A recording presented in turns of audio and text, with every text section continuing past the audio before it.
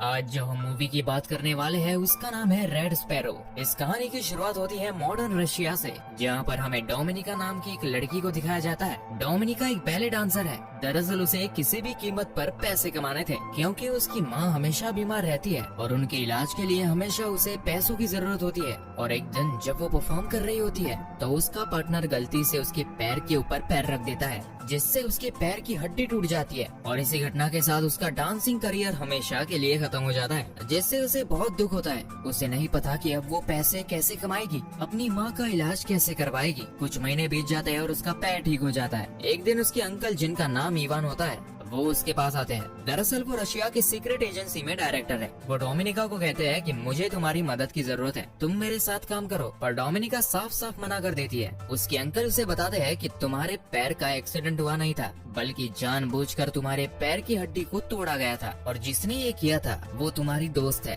उसने ऐसा इसलिए किया ताकि वो डांसिंग में तुम्हारी जगह ले सके। ये सुनकर डोमिनिका को बहुत दुख होता है और बहुत गुस्सा आता है, और वो अपनी दोस्त के घर जाती है और उसे बुरी तरह से मारती है। इसके बाद एक बार फिर से वो अपने अंकल इवान से मिलती है और उनसे पूछती है कि मुझे क्या करना होगा। उसके अंकल उसे बताते हैं एक बहुत बड़ा गैंगस्टर है, तुम्हें उसे सीड्यूस करके एक होटल के कमरे में लाना होगा, और इसके बाद हमारे एजेंट्स अपना काम कर देंगे। इसके बदले तुम्हारी माँ के जितने भी मेडिकल के खर्चे हैं वो सब के सब हम उठाएंगे। और अब डोमिनिका उसकी बात मान जाती है। वो उस गैंगस्टर से एक बार में मिलती है जहाँ पर उसे सीड्यूस करती है। इसके बाद वो गैंगस्टर उसे होटल के कमरे में ले जाता है, और यहाँ पर इस वक्त कोई भी नहीं पहुँचा होता, इसलिए वो आदमी उसकी जबरदस्ती इज्जत लूट लेता है, जिससे डोमिनिका को बहुत दुख होता है, क्योंकि उसे सिर्फ उस आदमी को सीड्यूस करना था। अब यहाँ एजेंट आता है और उस गैंगस्टर को मार देता है। पर डोमिनिका के साथ जो हुआ वो उस बात से टूट गई है। वो अपने अंकल के पास जाती है और कहती है कि आज के बाद मैं ये काम कभी नहीं करूंगी। उसके अंकल को इस बात से कोई फर्क नहीं पड़ता कि उसकी इज्जत लूट चुकी है। वो कहते हैं कि अब तुम्हें हमारे राज के बारे में पता चल चुका है कि हम किस तरह से काम करते हैं, यानी कि तुम भी अब इस सीक्रेट एजेंसी का एक हिस्सा बन चुकी हो, और अगर तुमने हमारे साथ काम नहीं किया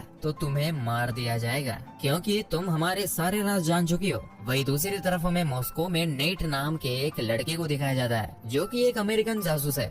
नेट एक आदमी से मिलता है जिसे वो मार्बल कहकर बुलाता है। दरअसल ये नेट को खबरें देता है और वो उसे कुछ खबर देकर वहाँ से निकल जाता है, पर तभी वहाँ पर पुलिस आ जाती है। नेट नहीं चाहता कि उसे खबर देने वाला मार्बल पकड़ा जाए, इसलिए वो गोलियां चलाता है, जिससे पुलिस का ध्यान उसकी तरफ आकर्षित होता है और मार्बल उस जगह से भाग जाता है। लेकिन यहाँ पर नेट को पकड़ लिया जाता है और वापस अमेरिका भेज दिया जाता है। पर नेट एक बार फिर से रशिया जाना चाहता है, लेकिन उसके जो सीनियर होते हैं वो कहते हैं कि तुम रशिया नहीं बल्कि बुडापेस्ट जाओगे, ताकि तुम एक बार फिर से मार्बल से मिल सको। वही दूसरी तरफ हमें रशिया की सीक्रेट एजेंसी के डायरेक्टर इवान को दिखाया जाता है, जो उस वीडियो फुटेज को देख रहा होता है जिसमें नेट मार्बल से मिला था, और उसे देखकर उसे समझ आ जाता है कि मार्बल एक रशियन सीक्रेट एजेंसी का ही मेंबर है, जो इस वक्त बुडापेस्ट में है। और अब इवान किसी भी कीमत पर उसे मारने के लिए किसी स्पाई को, यानी कि जासूस को भेजना चाहता है। वो डोमिनिका के पास जाता है और उससे कहता है कि तुम्हें बुडापेस्ट जाकर मेरा एक काम करना होगा, और सबसे पहले तुम्हें इसके लिए ट्रेनिंग लेनी होगी। और इसके बाद उसे एक स्पाई स्कूल में भेजा जाता है, जहाँ की ट्रेनिंग बहुत ही खतरनाक, बहुत ही मुश्किल होती है, लेकिन जल्दी वो इस ट्रेनिंग को पूरा कर लेती है। और इसके बाद डोमिनिका को बुडापेस्ट के लिए रवाना कर दिया जाता है। यहाँ पहुँचने के बाद सबसे पहले उसे नेट का विश्वास जीतना होगा, ताकि उसके जरिए किसी भी कीमत पर मार्बल तक पहुँच सके। दरअसल मार्बल का चेहरा कोई भी नहीं जानता, किसी को नहीं पता कि वो कैसा दिखता है। सिर्फ नेट एक तरीका है जिसके जरिए मार्बल तक पहुँचा जा सकता है। और अब डोमिनिका बुडापेस्ट पहुँच जाती है, जहाँ पर वो अपनी एक साथी एजेंट के साथ रहती है। साथ ही अब वो नेट का पीछा करना शुरू कर देती है। वो उस स्विमिंग क्लब को भी ज्वाइन कर लेती है, जहाँ नेट रोज आता है। डोमिनिका बार बार उसके सामने से जानबूझकर निकलती है ताकि वो उसे देखे। डोमिनिका बहुत ही सुंदर है, इसीलिए नेट भी उसे देखना शुरू कर देता है। और एक दिन जब वो सड़क पर उसके सामने से गुजरती है तो वो उससे बात करता है। नेट को कहीं ना कहीं डोमिनिका के ऊपर शक है। डोमिनिका जब अगले दिन स्विमिंग क्लब जाती है तो देखती है कि वहाँ पर उसका आईडी कार्ड नहीं है। दरअसल नेट उसका आईडी कार्ड निकाल कर अपने साथ ले गया होता है, और अब उसे पता चल जाता है कि वो एक रशियन स्पाई है। लेकिन फिर भी वो बार बार उससे मिलता है। हालांकि अब उसे पता है कि डोमिनिका उसे बार बार इसलिए मिलती है ताकि वो मार्बल के बारे में इंफॉर्मेशन निकाल सके। वही डोमिनिका जब एक दिन अपने घर पर जाती है तो उसके साथ जो उसकी फ्लैटमेट होती है, जो खुद भी स्पाई है, वो घर पर नहीं होती है। और जब वो घर की तलाशी लेती है तो उसे पता चलता है कि उसकी जो साथी है वो किसी अमेरिकन स्पाई से मिलने वाली थी, जिसे वो कुछ इन्फॉर्मेशन देगी और इसी इन्फॉर्मेशन के बदले उसे पैसे मिलेंगे। डोमिनिका भी समझ जाती है कि उसे भी उसी की तरह एक मिशन दिया गया है। अब डोमिनिका अपने काम को पूरा नहीं कर पाती, उसे मार्बल के बारे में कुछ भी नहीं पता लगा। इसलिए इवान यहाँ पर आता है और उसे पूछता है कि तुम्हारा काम इतना स्लो क्यों चल रहा है, अगर ऐसे ही चलता रहा तो तुम्हें मार दिया जाएगा।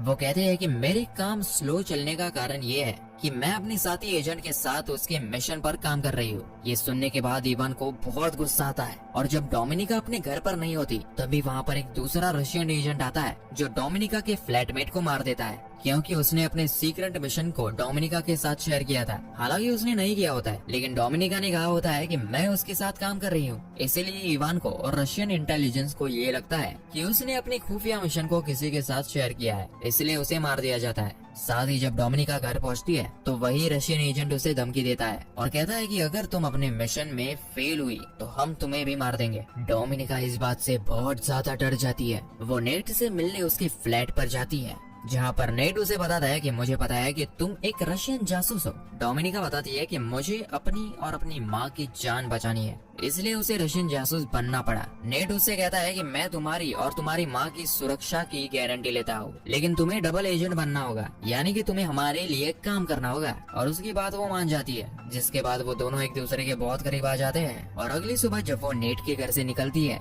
तो उसके पास उसका एक गिलास भी होता है जिसमें नेट के फिंगरप्रिंट्स है। वही नेट एक बार फिर से मार्बल से मिलता है। मार्बल उसे आगाह करता है कि तुम्हें डोमिनिका से दूर रहना होगा, क्योंकि वो एक रशियन जासूस है और तुम्हारे लिए बहुत बड़ा खतरा बन सकती है। लेकिन नेट उसकी बात नहीं मानता और उसे अपने साथियों से भी मिलवाता है, जहाँ पर डोमिनिका कहती है कि मैं तुम्हारे लिए काम करूंगी, लेकिन इसके बदले तुम्हें मुझे $30,000 देने होंगे। अमेरिकन एजेंट्स पूछते हैं लेकिन हम ऐसा क्यों करेंगे? वो कहती है क्योंकि मैं तुम्हारी मदद कर सकती हूँ। जिस लड़की के साथ मैं रहती थी वो एक रशियन एजेंट थी। उसे एक मिशन दिया गया था, जिस मिशन के तहत उसे यूएस सेंटर के चीफ स्टाफ से मिलना था, जो उसे अमेरिका के बारे में बहुत सारी इन्फॉर्मेशन देने वाली थी। पर उसकी अब मृत्यु हो चुकी है और वो मिशन अब मुझे दिया गया है। मैं तुम्हारी इसमें मदद कर सकती हूँ। ये सुनने के बाद वो उसे पैसे देने के लिए राजी हो जाते हैं और अब डोमिनिका यूएस सेंटर के चीफ स्टाफ से मिलती है, जो उसे डेस्क देती है। दरअसल डोमिनिका की और यूएस सेंटर के चीफ स्टाफ के ऊपर यहाँ पर रशियन के साथ साथ अमेरिकन जासूस भी नजर रखे होते हैं। डोमिनिका ने जो डेस्क ली होती है वो किसी तरह से उसे बदल देती है और नेट तक पहुंचा देती है। अमेरिकन सेंटर की चीफ स्टाफ जब बाहर जाती है तो उसे चारों तरफ से घेर लिया जाता है। ये सब के सब अमेरिकन जासूस है। उसे समझ आ जाता है कि उसका खेल खत्म हो चुका है। वो भागने की कोशिश करती है, लेकिन वो चारों तरफ से घिरी हुई है और तभी उसका एक्सीडेंट हो जाता है, जिसमें उसकी मृत्यु हो जाती है। उसकी मृत्यु से रशियन को बहुत बड़ा झटका लगता है, क्योंकि वो उनके लिए काम करती थी, उन्हें इन्फॉर्मेशन दिया करती थी। और अब इवान को डोमिनिका और उसके सीनियर पर शक हो जाता है, क्योंकि उस मीटिंग के बारे में डोमिनिका और उसके सीनियर को ही पता था। इन दोनों को वापस बुलाया जाता है, जहाँ पर इन दोनों को बहुत टॉर्चर किया जाता है। डोमिनिका के सीनियर की मृत्यु हो जाती है, लेकिन डोमिनिका अब भी जिंदा होती है। वो यहाँ पर इवान को बताती है कि मैंने ये सब इसलिए किया ताकि मैं नेट का भरोसा जीत सकूं और किसी भी तरह से मार्बल तक पहुँच जाऊं। नेट का भरोसा मैंने जीत लिया है और अब मैं जल्दी मार्बल तक पहुँच जाऊंगी। इवान उसकी बातों में आ जाता है और उसे एक बार फिर से बुडापेस्ट भेजने के लिए राजी हो जाता है। पर बुडापेस्ट जाने से पहले वो इवान के घर आती है, जहाँ पर वो कुछ पलों के लिए उसे सेड्यूस भी करती है। इवान को भी उस पर अभी भी शक होता है, इसलिए बुडापेस्ट वो उसके पीछे एक और जासूस भेजता है। डोमिनिका बुडापेस्ट पहुंचने के बाद सबसे पहले नेट से मिलती है। नेट उसे देखकर बहुत खुश होता है और अपने गले से लगा लेता है और वो नेट को सब कुछ बता देती है।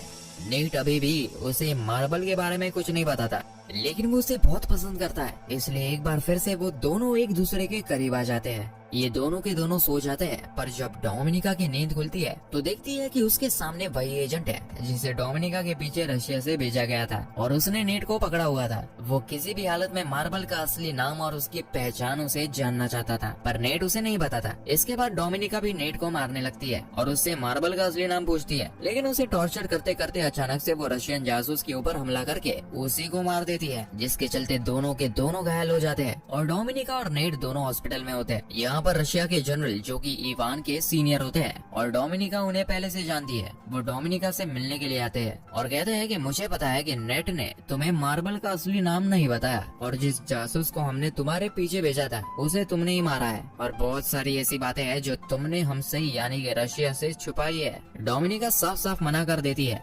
जनरल कहते हैं कि तुम्हें मुझसे डरने की जरूरत नहीं है। जिस मार्बल की तुम्हें तलाश है, जिसे नेट बचाने की कोशिश कर रहा है, वो और कोई नहीं बल्कि मैं ही हूँ। मेरे रशिया के लिए पहले बहुत ईमानदार था। एक दिन मेरी पत्नी बहुत ज्यादा बीमार थी। एक अमेरिकन डॉक्टर था जो मेरी पत्नी को बचा सकता था, लेकिन मुझे इसके लिए अलाउड नहीं किया गया। उन्हें ऐसा लगता था कि मेरी सच्चाई उस डॉक्टर को यानी कि अमेरिकन को पता चल जाएगी, जिस वजह से मेरी पत्नी की मृत्यु हो गई। ये पूरा का पूरा सिस्टम करप्ट है, इसलिए मैंने रशिया का साथ छोड़ दिया और एक डबल एजेंट बनकर अमेरिका के साथ और रशिया दोनों के साथ काम करना शुरू कर दिया। तुम मेरी सच्चाई रशिया की खुफिया एजेंसी को बता सकती हो, इसमें मैं पकड़ा जाऊंगा और तुम एक नेशनल हीरो बन जाओगी, और इसके बाद तुम मेरी तरह अमेरिका के साथ और रशिया के साथ दोनों के साथ एजेंट बनकर काम कर सकती हो और रशिया की करप्ट एजेंसी को खत्म करवा सकती हो। दरअसल जनरल ने उसे सब कुछ इसलिए बताया होता है क्योंकि उन्हें पूरा विश्वास होता है कि जल्दी वो पकड़े जाएंगे और वो नहीं चाहती कि उनकी जिंदगी वेस्ट जाए। वो चाहते हैं कि डोमिनिका उन्हें पकड़वाए, जिसके बाद डोमिनिका उनकी जगह ले ले। और अब डोमिनिका रशियन एजेंसी के पास जाती है। यहाँ पर वो उन्हें मार्बल की सच्चाई, उसका नाम और सब कुछ बता देती है। कुछ ही देर बाद हमें दिखाया जाता है कि रशियन एजेंट जनरल को नहीं बल्कि इवान को पकड़ लेते हैं, क्योंकि उसने इवान का नाम बताया होता है कि इवान ही मार्बल है, और साथ ही उसने बहुत सारे सबूत भी दिए होते हैं। इसमें पहला सबूत होता है कि उसने इवान के नाम पर अकाउंट खुलवाया होता है, जिसमें उसने अमेरिकन से $30,000 लिए थे। साथ ही जब वो इवान के घर पर गई थी तो वो ग्लास जो नेट के घर से लाई थी, जिसमें नेट के फिंगरप्रिंट्स थे, वो उसने अंकल इवान के घर पर छोड़ दिया था, जिसमें ये साबित होता है कि इवान और नेट आपस में मिले हुए हैं। दरअसल वो शुरू से ही इवान को इस जाल में फंसा रही थी, जो पूरी तरह से उसके जाल में फंस चुका है। वो चाहकर भी अपनी बेगुनाही साबित नहीं कर सकता। रशियन एजेंसी इवान को जान से मार देती है और इस तरह से इवान का खात्मा हो जाता है। डोमिनिका ने मार्बल का पर्दाफाश किया होता है, इसीलिए उसे प्रमोशन मिल जाता है और अब वो रशिया में अपनी माँ के साथ बहुत खुश है। इसी के साथ ये फिल्म की कहानी यहाँ पर खत्म हो जाती है। आशा करते हैं कि ये कहानी आपको पसंद आई होगी। अगर पसंद आई हो तो वीडियो को लाइक और शेयर और चैनल को सब्सक्राइब जरूर करें।